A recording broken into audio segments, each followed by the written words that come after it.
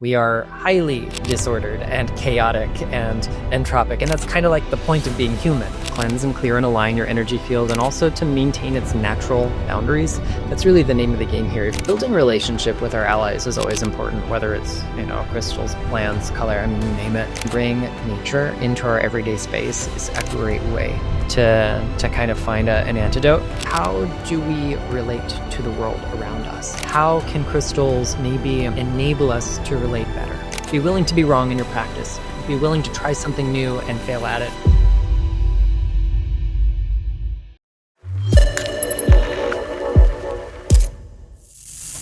Meet Nicholas Pearson, crystal wizard, psychic shield master, and author. We're going to talk today, guys. It's going to be exciting. Author of Crystals for Psychic Self-Defense. With nearly 30 years diving deep into the mineral kingdom, he's here to unveil the magic of 45 gemstones that banish, bind, and protect. Ready to unlock the secrets of the Earth's most powerful allies? Let's dive in. Nicholas, thank you for being on Higher Density Living today. Thanks so much for having me. I've been looking forward to our chat. Awesome. I want to get into your book, and I know you have it there. Can everyone see the cover? Yeah, so that is my newest baby. That's so cool. And we'll have it in the show notes below, and we encourage all our listeners to, if you're halfway interested in crystals, you not only have that book, but you have multiple books on crystals, correct? I do. This one is actually my 9th book so far. 9 books. Wow. That's amazing. Most people have a hard time getting one. And you said you have another one coming out in the fall, so that's going to be fun. So we'll have to make sure we put the website below so that everybody can kind of see when that's, going to be launching.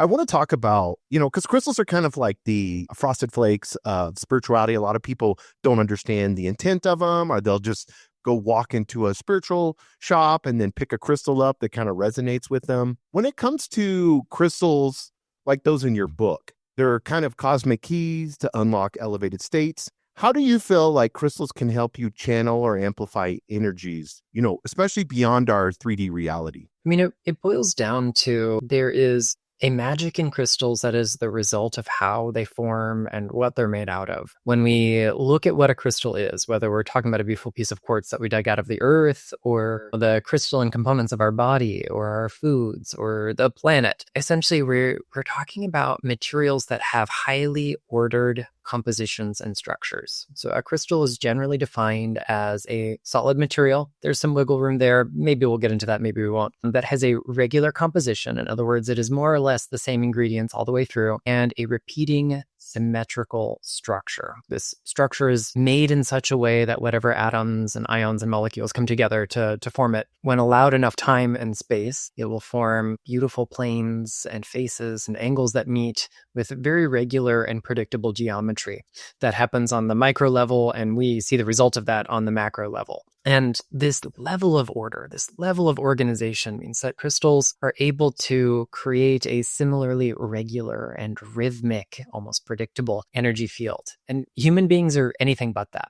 We are highly disordered and chaotic and entropic. And that's kind of like the point of being human. The stuff our liver is made out of is different than the stuff our eyeballs are made out of. So they're going to have different vibratory signatures, but also we're in a constant state of flux. Our energies are influenced by the places we go, the people we meet, the foods that go into our body or don't, as the case might be, and all of those other things. Whereas you pick up a piece of calcite and it is always a piece of calcite. It never wavers. It never forgets who it is. It never loses sight of its identity. And kind of the blessing and curse of being human is that we have this state of forgetfulness, this kind of default state of disconnection, even though it really ought to be the opposite. Our default state should be a sense of connection to the bigger picture, whether we want to call that the higher dimensions or the web of life or whatever language works for people, works for me. And there is a sense of entrainment, of synchronization, of harmonization that occurs when we work with crystals. So when we introduce that highly ordered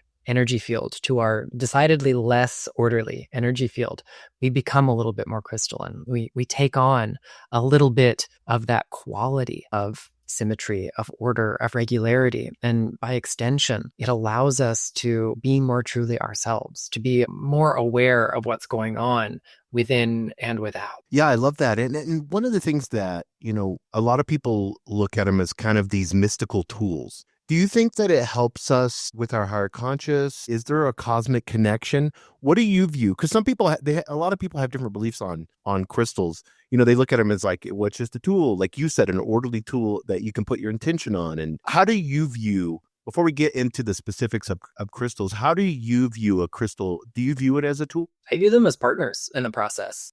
Mm. On an energetic level, crystals are catalysts. So a catalyst is something that lowers the amount of effort or energy required to achieve an outcome. Catalysts don't do the work for you, but they make the work easier to do. If we think of them as like conscious catalysts, as partners, as cooperative allies, then they become not just inert bits of matter that help us do a thing, but they become part of our team in terms of our personal growth. That can look like a lot of things. For some people, that means trying to access higher dimensions. For other people, that means just having the resolve to get through a day of work. One of those options is not inherently more spiritual or better than another, because the human experience is the whole experience. And crystals are there to support us. And they have been since the beginning of time, since the beginning of humans walking the earth, long before written history. We have connected to the mineral kingdom as rock and fossil and crystal and gemstone, as valuable ores and as ornamental stones, as our allies for shelter, for everything. Rocks have been there to be part of that journey. And I know now, nowadays, especially the world, people are waking up. I believe people are waking up and there's empaths and sensitivity. Where this hidden role, I want to kind of get into your book on this, of psychic self-defense. How do we look at that, during humanity's great awakening? Could mastering crystal protection kind of be the secret to shielding our light and accelerating this global shift? What are you looking, when you're seeing this great awakening happening, what are you looking as far as psychic self-defense with crystals? I think the world is not necessarily built for the most sensitive folks. I see that as a highly sensitive person in every meaning of that word. So having allies that we can lean on, having tools and techniques that support a sense of wholeness, that allow us to have a little bit of mastery over our own energy field, our own consciousness, our own experience in our bodies and in more than just our bodies, is really pivotal. For me, that looks like working with crystals, because those are the tools that I resonate with. Among all the ones in my toolkit, they're the ones that I feel the deepest kinship with. So that's why I wrote the book about crystals for psychic self-defense, as opposed to flower essences or animal spirits or anything else. But ultimately, I think for those of us who do find ourselves on that, we'll say, spectrum of sensitivity, psychics, empaths, healers, highly sensitive folks, neurodivergents, I mean, you name it, there's some kind of sensitivity that touches, I think, a majority of the human population, because we are all empath. We are all psychic on one level or another. It's just about how much we fine tune that skill set, how much we fine with muscles. So for me, working with crystals has been a game changer. I used to be really easily overwhelmed by just human beings, like population density, walk into a crowded room, and that could be really crippling. And over time, I've had to learn how to navigate that in a lot of different ways. And crystals are sometimes like in the foreground of that practice, and sometimes they're kind of, I won't say on the sidelines, but they're certainly taking a more support role rather than the kind of leadership role in that. And my goal is not to say that everybody needs to have this crystal or that crystal for their psychic self-defense, but just to teach people, one, that there are a broad range of skills that we can practice, and two, that if we learn how to think about things for ourselves, if we learn how to build a relationship with our allies and tools for ourselves, then we become the authority of our own energy field. We get to choose what is the right ally for us, what is the right technique at the right time in the right place. I love that, Nicholas. Let's get real. I just want to kind of get real practical real quick, and then we'll hop into some of the other questions. So you're an empath. I'm not saying you are, but maybe somebody in our audience is, and they're feeling overwhelmed. Like you said, maybe they're kind of a little introverted going out into the world. Give me something real practical they could do with the crystal to kind of help them through that process. Sure. Let's talk about a couple of options. First and foremost, our own psychic hygiene is really important. Being able to ground and center, being able to cleanse and clear and align your energy field, and also to maintain its natural boundaries. That's really the name of the game here. If we can do a lot of that kind of general maintenance, general spiritual hygiene, then it's a cliche, but it's true. And an ounce of prevention is worth a pound of cure. So having crystals that support you in that. If you're, the spacey, flighty, airy-fairy kind of person like I was in my teens, then you need rocks that have heavy vibes, that are dense, that are going to anchor you. You could meditate with them, you could carry them, you could wear them. You can get a lot of mileage from having just a few crystals in your toolbox that do that. If it's a sense of creating or maintaining the boundaries that are there, then maybe you want something that is better at dampening, blocking, filtering out energies that don't serve you. And again, we can work with them passively by carrying them or wearing them, but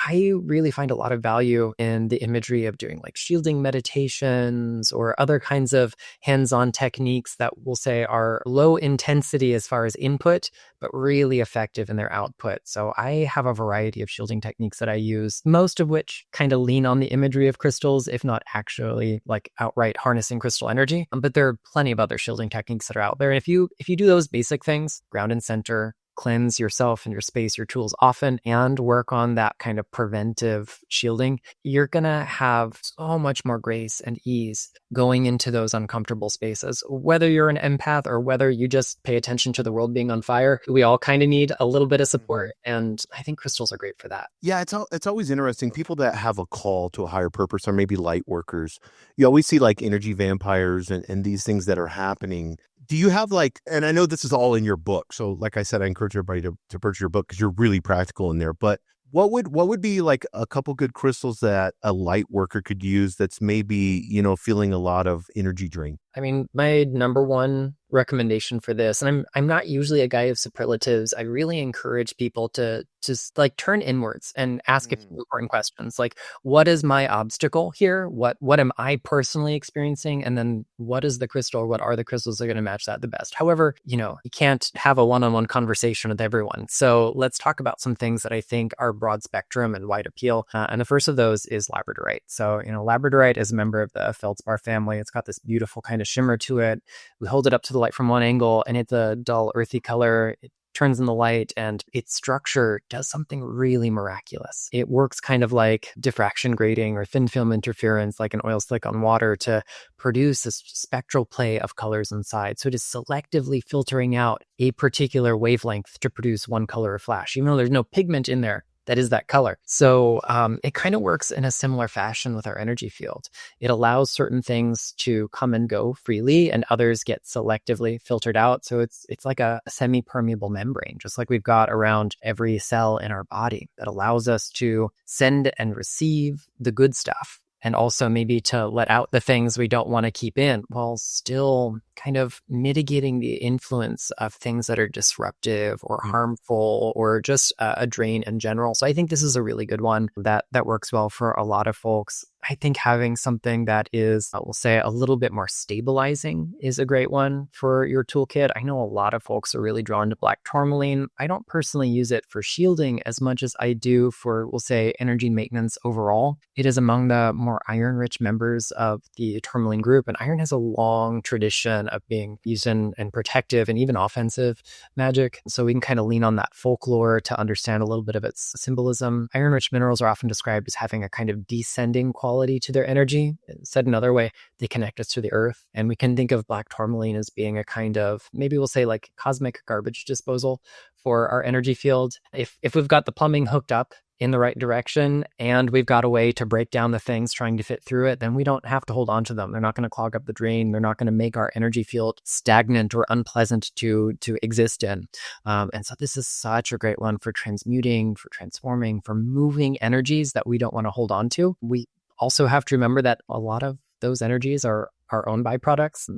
If we try to wall ourselves off from the outside world, if we're like hermetically sealed in our own energy field, just think about that bag of spinach that you buy and you seal it up and pop it in the fridge versus one that's given a chance to breathe. The one that's sealed up goes off pretty fast. It gets slimy and gross. We don't energetically want to get slimy and gross either. So having tools that give us the kind of breathable membrane or the safe outlet, that way to discharge like black tourmaline is going to give us, is such a wonderful opportunity. And because everybody loves threes, let's pick another. We could pick something really easy and accessible like amethyst. Amethyst also has this quality of purification to it that transmutes dense things into higher states, that helps things that are stagnant move again. It is folklorically associated with protection and healing, but in the modern day, I don't think of it really in the lens of building a wall. It's not a kind of fortress, but it's about a sense of sovereignty that we get in our own energy field, when we kind of embrace our role as alchemizers, as magicians, as healers, then we gain a sense of mastery over what's going on in our energy field and in the environment around us. That doesn't give us permission to, change everything all willy-nilly, especially on behalf of someone else necessarily. But it does empower us to say, you know what, actually, this is not acceptable to me. I'm going to do something about this energy. Or also, this interaction is not acceptable to me. And maybe I'm going to end this conversation or, not get into a fight on someone's, comment section or whatever it's going to be. It's having that sense of authority and empowerment that comes from living a spiritually fulfilled life. And amethyst gives us that while simultaneously offering that deep spiritual purification and transmutation as a kind of master alchemist crystal. I love that. One of the things that I think a lot of people don't know what to do, or they buy it and then they'll go into a shop and they'll buy crystals. And I know I saw on your links, you have an Amazon, where people can buy crystals. But I see people, they'll grab a crystal, they'll buy it.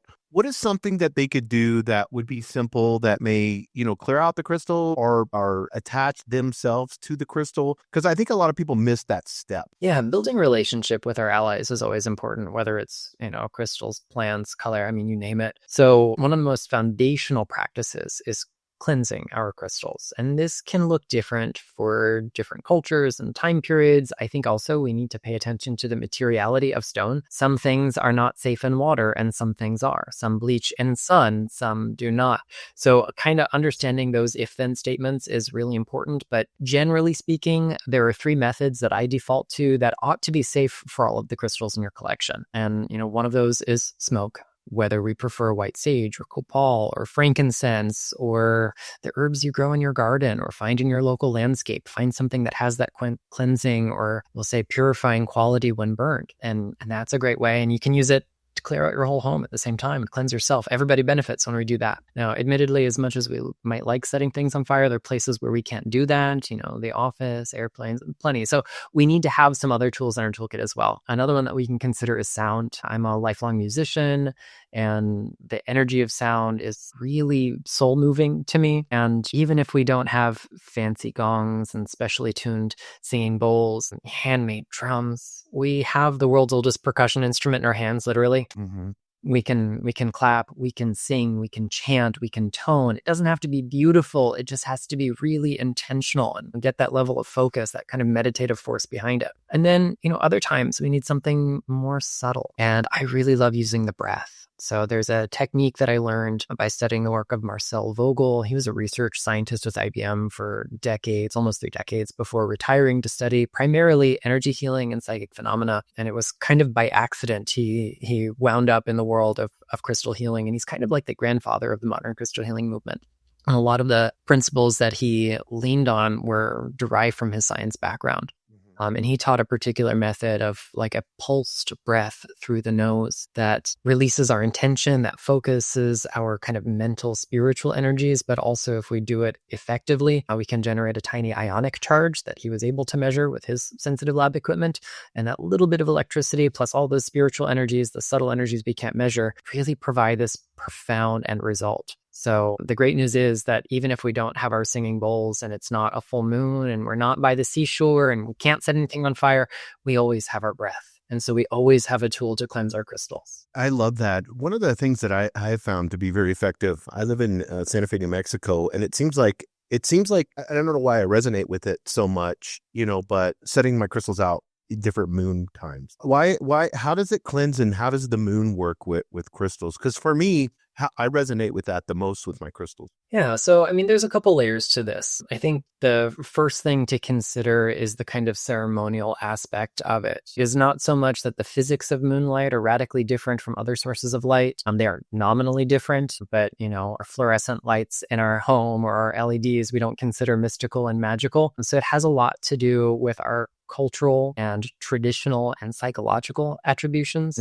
that come in there. So it's the kind of interpretive lens of symbolism that is giving us the quality of cleansing or empowerment or whatever else it might be. But we have the inertia of tradition going on as well. People have been harnessing the magic of the moon for eons and eons long, again, since before recorded history. And then it's our own ritualized intention that goes into it. I could just as easily create a kind of ritual around the rising and setting of the sun or the blowing of the wind or lots of other things. And we can achieve similar outcomes. But that shows us how this becomes a relational process rather than merely a mechanical one. Because if it were just mechanical, I could turn on my LEDs that I've got on me right now and the photons would do the job. And there's more to it than that. And that's where really getting attuned to yourself and your crystals, and it requires both, is going to make all the difference in the work that we do. I love that. And you mentioned, I know you're a musician and you talked about music. Is there certain like frequencies or hertz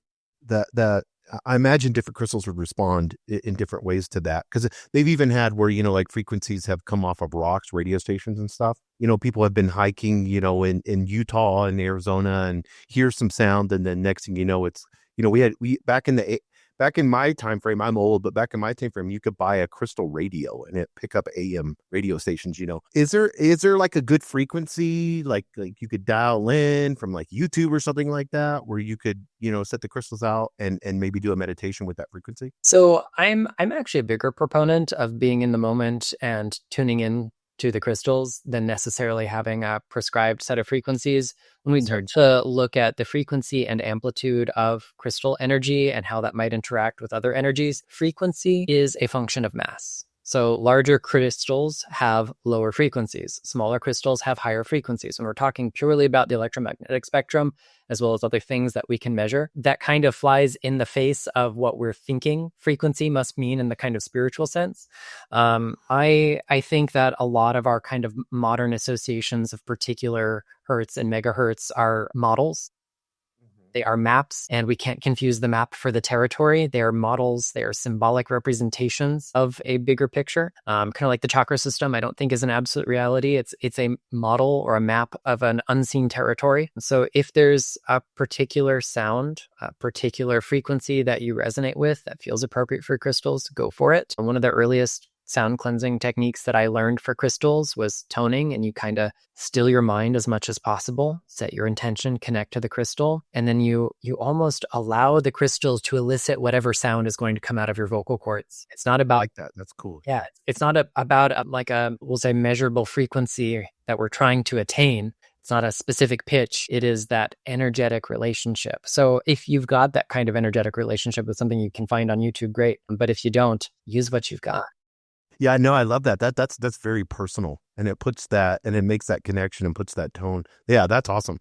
I want to kind of get into nowadays, we have so many artificial energies, and there's 5G, and then we're on our phones so much, the screen overload. How do we neutralize or transmute these modern disruptions? And how do you see crystal magic, kind of rising to meet that challenge? Yeah, I've noticed a really big trend that folks who are sensitive to certain kinds of energies also tend to be certain to other kinds of energies. So I did include a chapter in the book on this. And, I will acknowledge that at best, some of this is pseudoscience. But if we can model something from science for an energy we can't measure yet, then we can theoretically hope that other energy behaves in the same way. And I think the best remedy is like getting away from it. But we don't all have that luxury. That is a privilege that we don't often get. I don't often get. And I lead a life of relative privilege. So having some ways that we can bring nature into our everyday space is a great way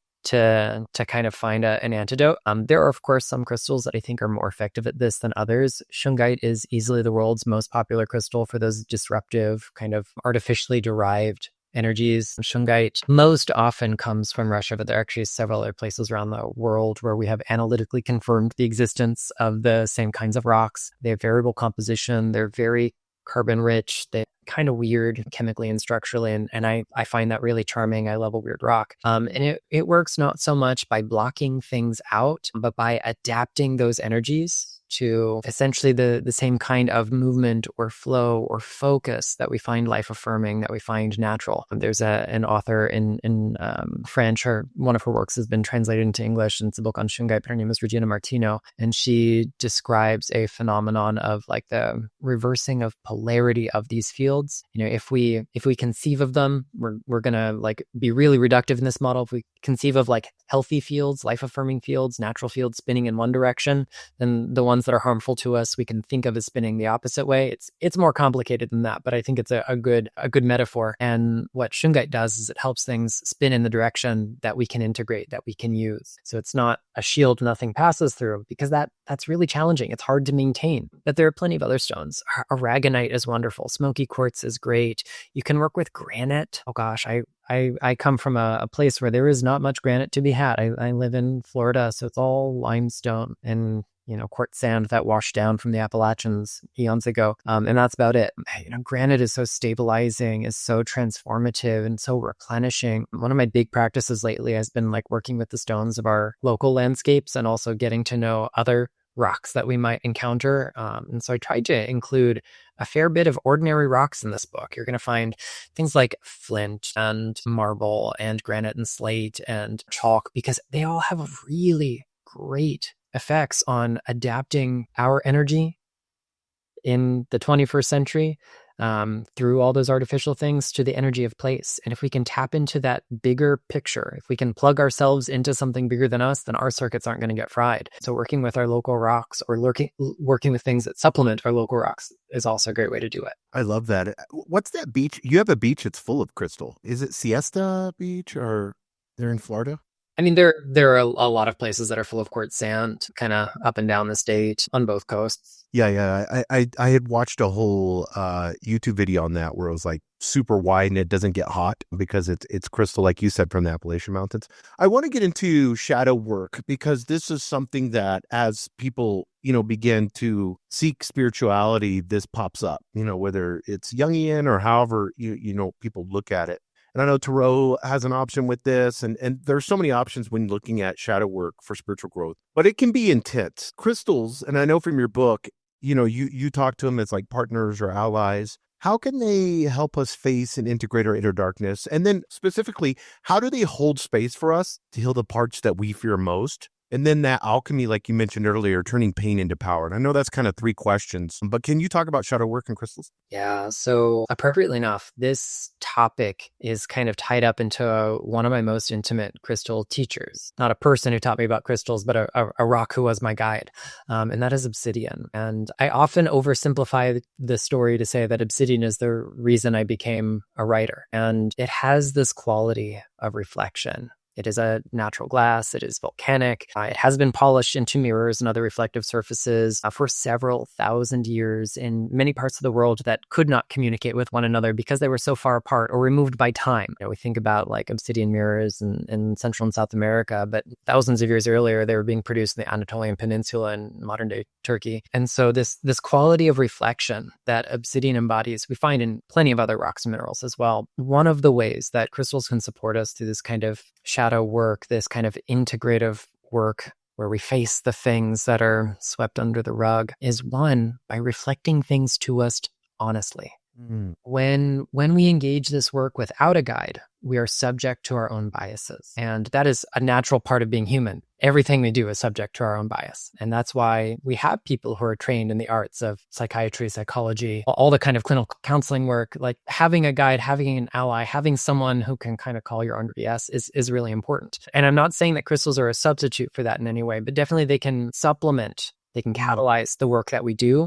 Obsidian, for example, has always felt to me like that really honest friend with no filter. It's going to call it like it sees it. And that doesn't always feel good. There's this kind of presupposition that, crystal energy is light and fluffy, but... Right, like compassion. And that's wonderful. But compassion isn't always fluffy. Yes, exactly. Compassion is sometimes telling someone to like get the fuck out when they need to, or to wake up, or to say, hey, no more bullshit. We're just going to like fix this now. And so obsidian to me is like that friend who looks you up and down before you leave the house and you're like, what's going on here? And then they just spill it and it stings in the moment. And then you go, but if I do something about this, I'm going to feel so much better. And then you do, and you have the time of your life. It's getting through that can be helpful. So by virtue of their makeup, by virtue of their optical properties, a lot of crystals, a lot of minerals, a lot of rocks have this ability to reflect things to us. So, reflection is incoming energy, light, for example, that bounces off a surface. They also refract. So we think of refraction most often as like, that rainbow that appears when light moves through a prism, but also light moving through a magnifying lens is a type of refraction. So Yes. crystals not only reflect, they refract. They help us shift our focus to maybe widen the scope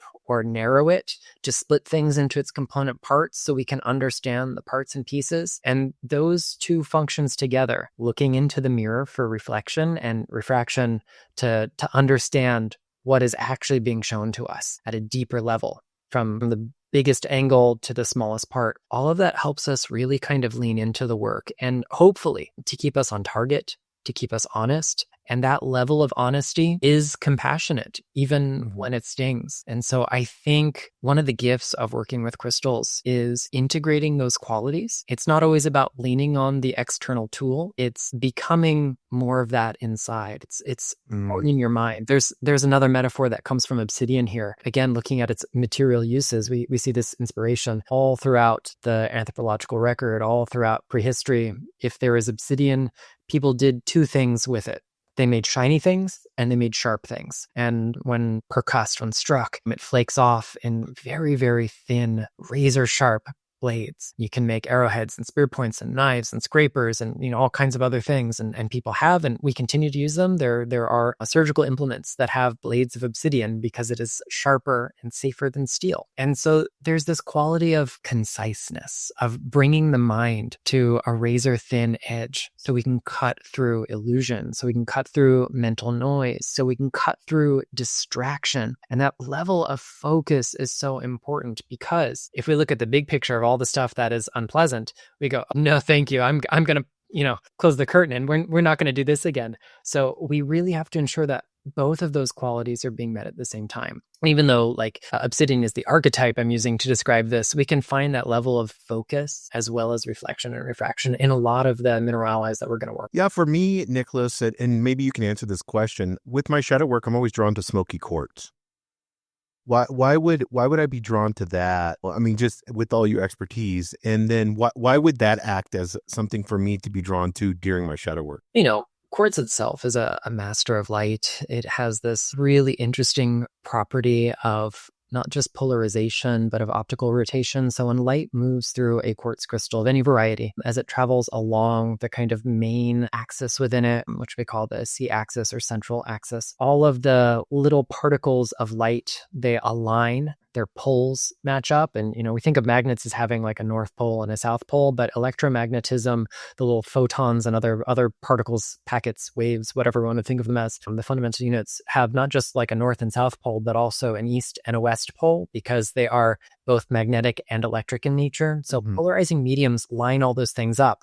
So it's like all the compass points are perfectly aligned. If we think about what that's doing, it's cohering energy. It's harmonizing it. It allows us to take all of the moving parts and have them march in step and synchronize. So quartz in general gives us this quality of focus, this quality of inner harmony that makes space for the work we want to do. And then in particular, smoky quartz derives its color from tiny little traces of aluminum that substitute for some of the silicon in its structure. So those little areas that are aluminum rich or alumino rich because it's connected to the oxygen beside it, they are susceptible to having their bonds kind of bent out of shape as the host rocks around them break down over time. So this is going to be more true for the kinds of quartzes that form in like pegmatite environments. It's kind of igneous rock. Think of like granite, but with much bigger stuff that it's made out of. And if some of that stuff includes, for example, potassic feldspars or other things that can have trace radioactivity in them,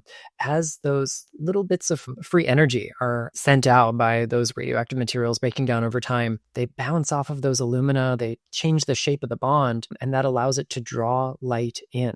So what we're seeing, virtually all quartz has those aluminum bits in there, but it's only activated by that extra energy that's kind of bouncing its electrons into a higher state. And to maintain stability, It's drawing light in. So the more of those color centers, the more they've been bombarded, the darker that smoky quartz is going to be. That creates this almost like vacuum-like effect, drawing light inwards. And it draws from the whole spectrum relatively equally, especially in the really, really dark pieces. And that's why it appears blackish. But it gives us this quality of lifting things up and out, of drawing it forth. We can use it, on a kind of energy medicine perspective as like an astral vacuum cleaner, drawing out the impurities, the disruptive, the stagnant forces from our energy field.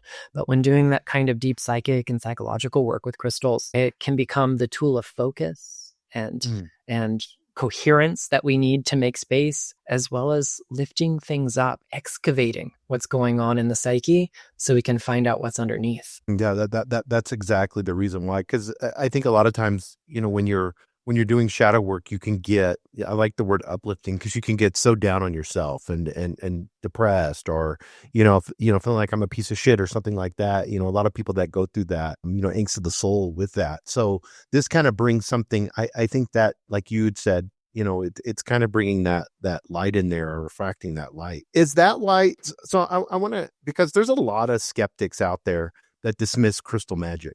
And I know for decades you've been immersed in it. What do you think in your own life, or maybe in somebody, a client that you've worked with, that's the most undeniable jaw-dropping proof that you've witnessed of a crystal power? Is there something in your own life? I know you mentioned Vogel, and, I've always wanted one of those Vogel crystals, but they're really expensive. Yeah, they are. Yeah. But how do you bridge the ancient wisdom with today's doubters? I think first and foremost, it's really important to say that, like, I'm not here to proselytize anyone. And oftentimes, because I have a day job at the university level working in earth science, in collections management, I do mineral science, I do crystallographic exercises and things like that all day long when I'm immersed in that space. And nobody thinks less of me for having mystical experiences with rocks, which is actually pretty cool. I was hand recruited for this role, in fact. But I really love beginning with a conversation centered around metaphor, because we have such an inordinate body of evidence of the importance, the value, the connotation and symbolism of crystals, of gemstones, of rocks and minerals throughout history, that it is absolutely undeniable. Yes, there are practices that have and are in place that are questionable at best and downright harmful at worst. I mean, people used to grind up arsenic-bearing minerals and do all kinds of things with them that are really hazardous in the name of healing. And that didn't work out in people's favor. And we know this quite objectively. But more importantly, how do we relate to the world around us? How can crystals maybe enable us to relate better? Is it by having the touchstone that we can carry in the pocket that becomes a tangible, literal, physical manifestation of our goal, our hope, our wish, and our intention for the day? Or are we going to maybe consider the kind of cultural value of something like jade or diamond, and how we weave that symbolism into our relationship with a stone? And usually it's very easy to get people to buy into that level of metaphor. And if that's all people are comfortable with, I stop there. My job is not to say you must believe in crystal energy, because I can't point at anything that comes out of a sensitive piece of equipment and say, yeah, this number here is crystal energy. That doesn't exist. It can't be done. So when we start talking about the subjective, the spiritual, the personal, it is specifically that. It is personal. And I've witnessed plenty of pretty wild things. Like my own life is full of synchronicities that are pretty hard to just write off as, we'll say, pure circumstance, pure coincidence. And definitely, as far as my own mental health journey goes, I used to have crippling anxiety, and crystals are not the only piece of the puzzle. I was seeing a therapist, and I was doing allopathic medicine, and I was, doing lots of other things in the kind of spiritual realm. And there were a few kind of key factors, figuring out what worked and what didn't. And just being able to walk into a busy room and not have a nervous breakdown is a hallmark of healing. I can't chalk it all up to crystals, but I can also identify plenty of things that didn't work when they did. I think probably the most tangible experience that I ever had in my own life, where crystal energy kind of stepped in to provide a sense of support that I wasn't necessarily seeking outright, and that I wasn't able to measure myself, was in 2012. I had a motorcycle accident.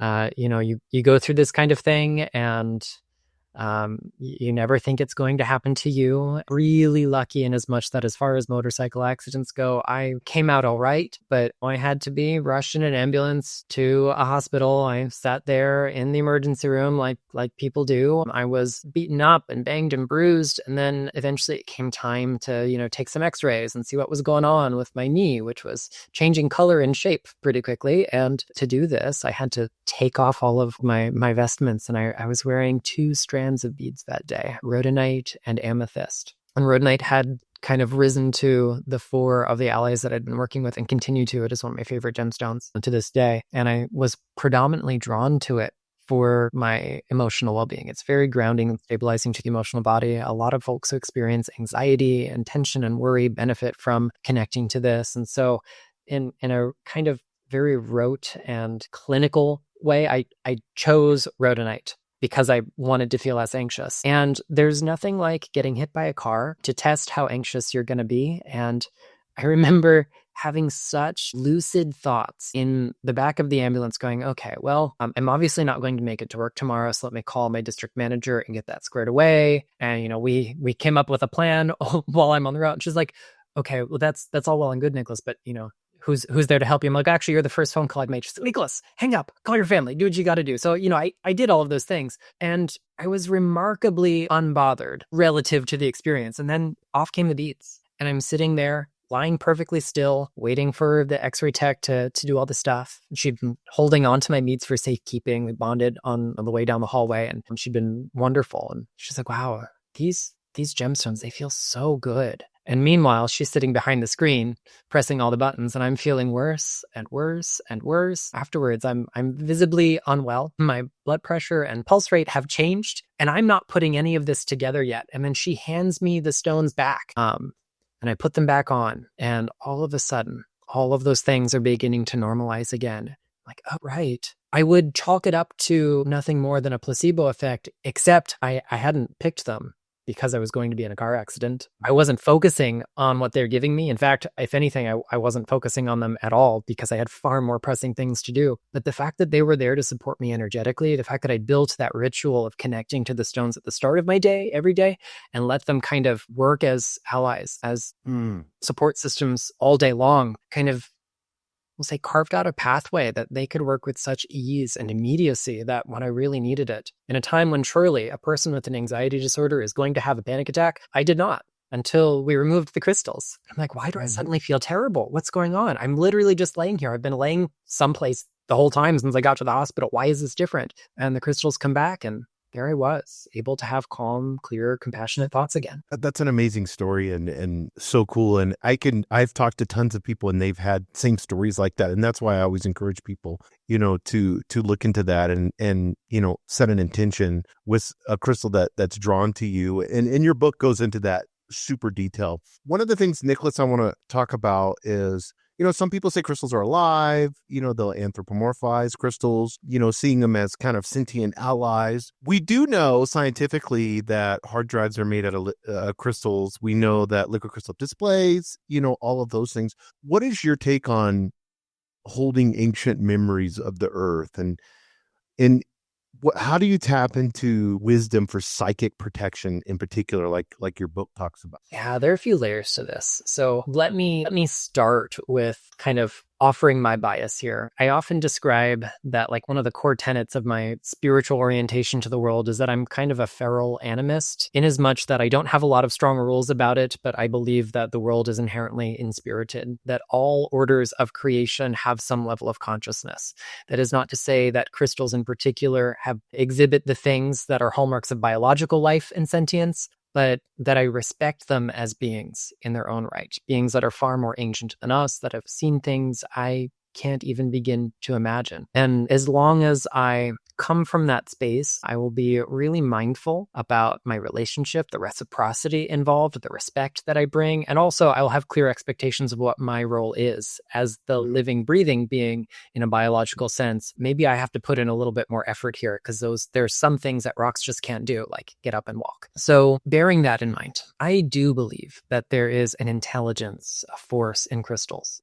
Mm-hmm. And I also believe the same about, trees and mountains and the sky and distant stars and our moon and all the beings that we probably don't have trouble thinking of as beings. They have an intelligence too. So it's about holding the space through which that level of consciousness, that order of intelligence can speak through us, which seldom happens in words. If you're connecting to a crystal and you're hearing words in your head, you are not hearing the crystal. At least you're not hearing the crystal directly. Our psyche has the amazing ability to translate energetic impressions into things that make more sense to us. So sometimes we receive these kind of downloads, transmissions, conversations with our allies in spirit who cannot speak in words because they don't speak language, because they don't have vocal cords or brains or central nervous systems. But our components can take those abstractions and kind of step them down to something that we can understand.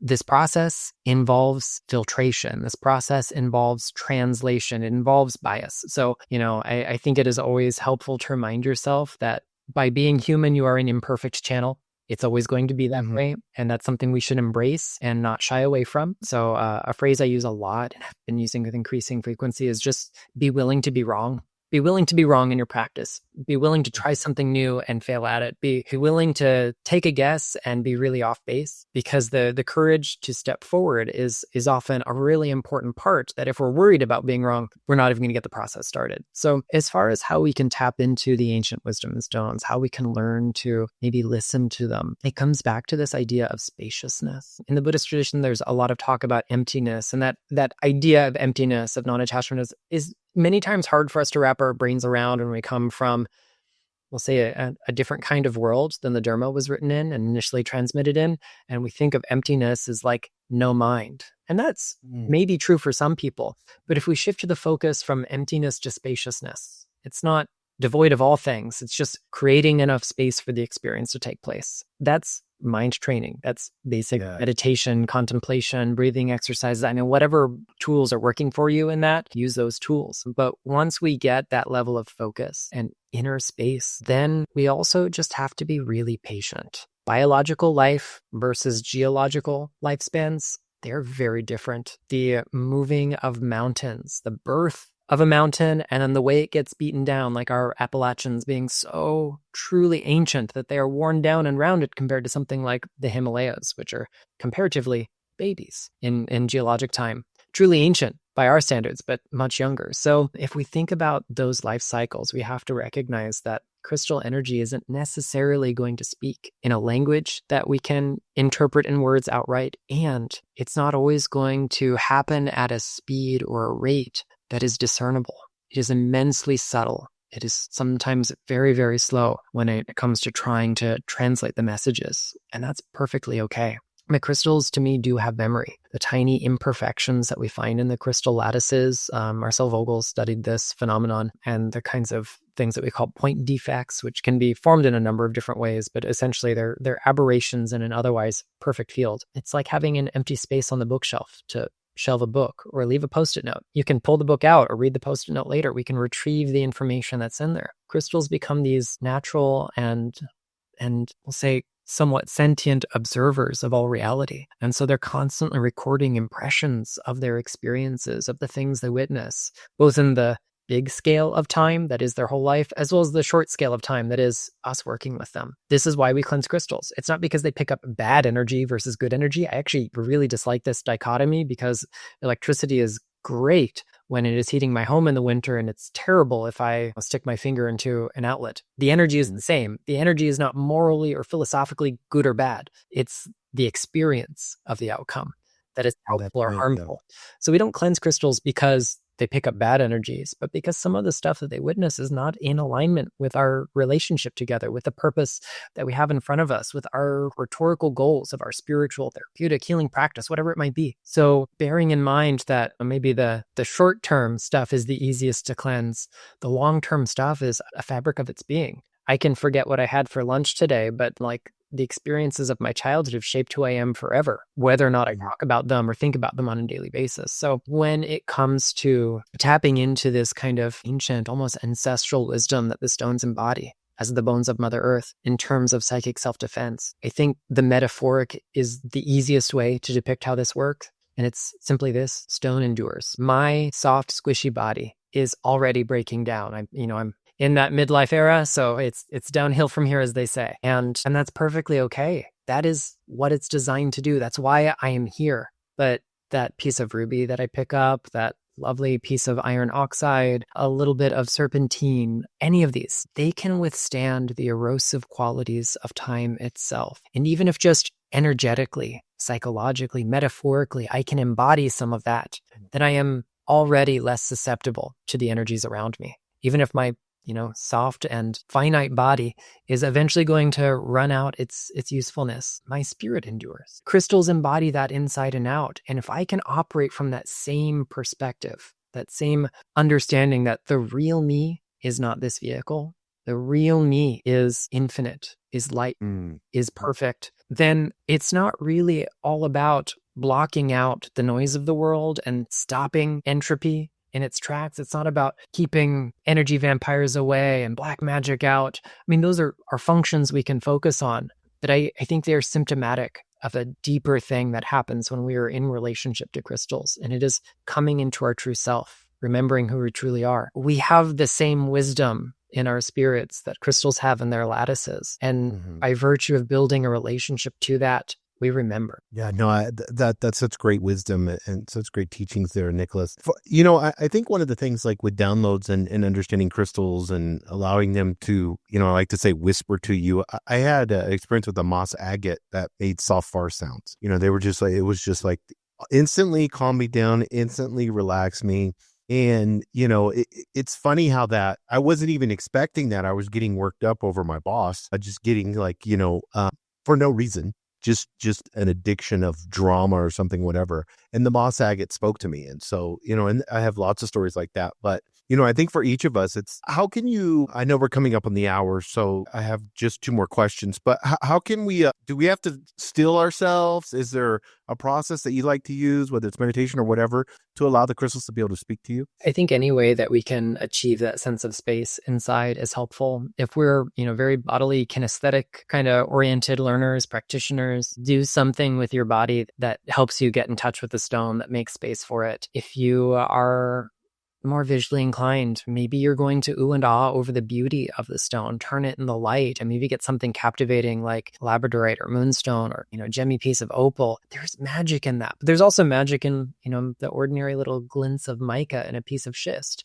So find a way that you can, worst case scenario, distract the conscious mind. Best case scenario, engage the conscious mind through the stone, or to prepare you to connect to the stone, and then see what emerges. So like my favorite exercise to give folks, I just call it crystal contemplation, because for newcomers, especially, even the word meditation sounds daunting because we've got baggage collectively about what that must mean or should look like. And I mean, you look at a regular meditator and it is messy and imperfect because it's the human condition. So pick up the stone you want to work with, cleanse it if possible, cleanse yourself if possible, find a space relatively free of distractions with good lighting. It doesn't have to be outside. It doesn't have to be inside. Just whatever you got, best lighting you've got. We all have smartphones these days. So use the flashlight app on your phone. Those lights work too. And turn it every which way in the light. Look at how light passes through or reflects off the surface. Feel it in your fingers. Some stones, when you rub your fingertips across them, your nails across them, they have a kind of ringing quality. Some are dull. If it is smart to do so, some rocks still kind of in situ, some minerals still attached to their matrices might have a really noticeable aroma unless they've been cleaned in a way, but try not to inhale particles of rocks. Definitely don't taste your rocks, but otherwise use all the other senses that are reasonable. And as you do this, as you start to kind of build this inner world sensory image of the crystal, how it looks, how it feels, the weight of it, so on and so forth, the conscious mind is so engaged with the material body of that stone that now your subconscious mind has express and direct permission to receive whatever it's going to receive. You can do all kinds of more specific things, but usually around this point, I like to just direct people to their breath and say, now imagine as you're doing this, you're breathing in the qualities of that stone, its energy, its virtues, its personality, whatever word works for you. And what do you notice? Where in your body do you feel that going? What happens in your mind? How are your emotions now versus 5 minutes ago? And then you can kind of cycle through and ask a bunch more specific questions. But if you start to do this, you're going to build up a kind of lexicon of crystal energy. If you do this regularly with the same stone, you're going to notice it's not the same every time. What is that telling us? That we are mutable and changeable. And it's not interacting with the same us every time because we're showing up with different baggage on different days. And then there are also going to be trends that emerge. What is similar each time as opposed to what is different? How does rhodochrosite compare to rose quartz? What's similar or dissimilar about them? And the more we do it with the same and different stones, we really can appreciate what crystal energy feels like, what those downloads look like. And it's not always in words. Unless we're a very verbal or auditory kind of person, it's probably going to show up in much subtler ways. And so just give yourself permission to experience it however you're going to experience it. There's no right or wrong way for those subjective personal experiences to show up. Yeah, that's amazing. Last question. This is kind of a fun one for everyone. You have, with 145 gemstones in your book, what's like the rarest, most otherworldly crystal? Was it Mahakite or Vivinite? Like what have you worked with for banishing or binding? Do you have kind of a story or some crystal that was really rare or like really intrigued you? Honestly, the most profound experiences I had working with the stones in this book were the really humble and common stones. Flint has become an everyday ally. I keep a piece in my car. We have it at the entry of the home. I can, lean a couple feet off screen and grab a couple pieces because it's just so magic to me. There are some challenges that we've got with the crystal market. And that's a big conversation we don't have to get into. But among a lot of spiritual practices, it's unique in that it is consumer driven. You go and you buy the tools. Mm-hmm. I've been trying to do a lot of work internally and in my writing and teaching to kind of like deconstruct that a bit, to remind us there's magic in the landscape all around us. So just because something is rare doesn't mean it is more powerful. Just because something is common doesn't mean it is less powerful. So I want to frame it by saying that because I think it's important to say. Yes, that's really important. I don't want to fall into the trap of elitism here, but I do love me a really weird rock. And so I think easily the most unique thing that I came across when working on this book, which was something I didn't have in my collection. I strive every time I write a new crystal book to include things that aren't in any of my others. So about 20%, 29 or 30 or so of the stones that are in this book don't appear in any of my others. And one of those was tantalite. Tantalite it's full of tantalum, which makes it an important a valuable ore mineral that's really important in communications technology and other things. And therefore, a lot of it doesn't end up on the crystal market. And the first piece that I found, I could not photograph for the book because it was not representative of the species even a little bit. And it was just too weird. They were tiny iridescent crystals of tantalite suspended inside a piece of aquamarine with bright orange spessartine garnets growing on the surfaces. And it sounds prettier than it really is. It's not a museum quality specimen, but that combination was just so incredible to me. For a long time, I had a love-hate relationship with garnets. They're my birthstone. I'm also red-green colorblind. So the red of garnet, especially the kind of garnets I could afford as a young person, they were never red enough for me to actually tell what color they were. And then later I discovered they come in virtually every color of the rainbow. So that mix was just so profound. Tantalite is extremely heavy. It's resistant to corrosion. It's hard to break down by both heat and acid. And so it lends this kind of galvanization to us, making us more resistant, more enduring in the face of the heat and pressure, the solvents of life, if you will. It is easily one of the most, we'll say, dynamically protective crystals that I've ever worked with. It has this ability to immediately discharge and transmute harmful energies. But that piece that I got with the aqua and the garnet next to garnet being so stabilizing and aquamarine being all about movement and flow, it really helped me find the balance between generation, sustenance, destruction, stillness, and movement. I mean, all of these kinds of spectrums, it was like the fulcrum around which they all move. And that was a pretty great experience. No, I love that. And Nicholas, this has been absolutely amazing. I appreciate the work that you're doing. I know, especially now in what's happening in society, that your work can be an anchor for a lot of people. And so I encourage everybody to hop down below, Hard Density Living listeners, you guys are really good at this. And so I want to thank you for that. But hop down below, let's purchase your books. Let's get involved. Use this as a practice of anchoring, use it as a practice of, allowing ourselves to be at a higher density level. And thank you, Nicholas, for your gift to humanity and for the work that you do. Thank you so much. And thank you for having me on the show.